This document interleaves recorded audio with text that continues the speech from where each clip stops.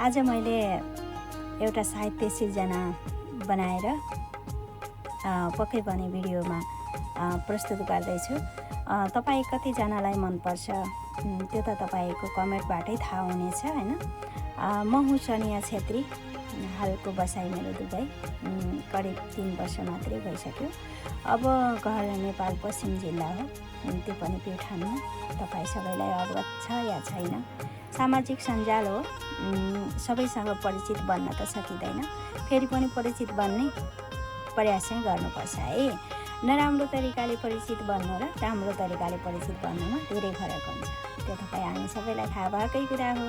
अब चाहिँ मेरो साहित्य सिर्जनालाई प्रस्तुत गर्छु।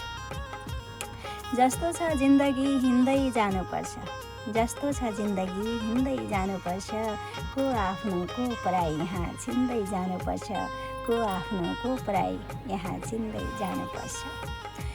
आजभोलि कहाँ पाइन्छ नाता सित्तैमा यहाँ, आजभोलि कहाँ पाइन्छ नाता सित्तैमा यहाँ, मूल्य कसको कति छ किन्दै जानुपर्छ, मूल्य कसको कति छ किन्दै जानुपर्छ।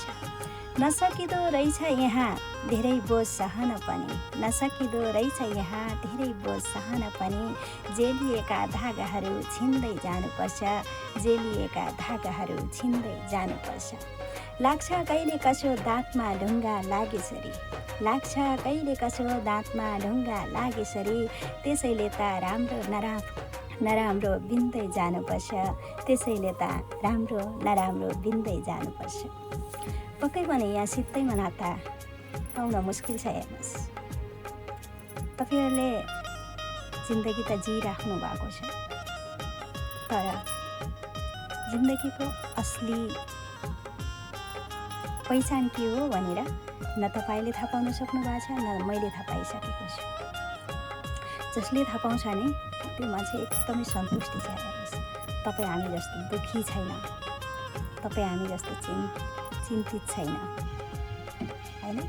त्यसैले गर्दाखेरि जिन्दगी जिउनको लागि त सबैभन्दा पहिले प्रथममा आफूले आफूलाई चिन्न जरुरी रहेछ। हेर्नुहोस्, म को हुँ भनेर चिन्न जरुरी रहेछ, र जीवनमा के कुराहरू लागु हुन्छ भन्ने कुराहरू पनि बुझ्न जरुरी रहेछ। आज आएर यी सबै कुराहरू अनुभव हुँदैछ।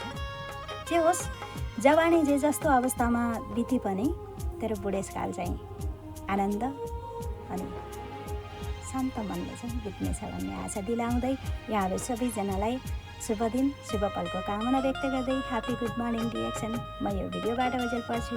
हस्त नमस्ते।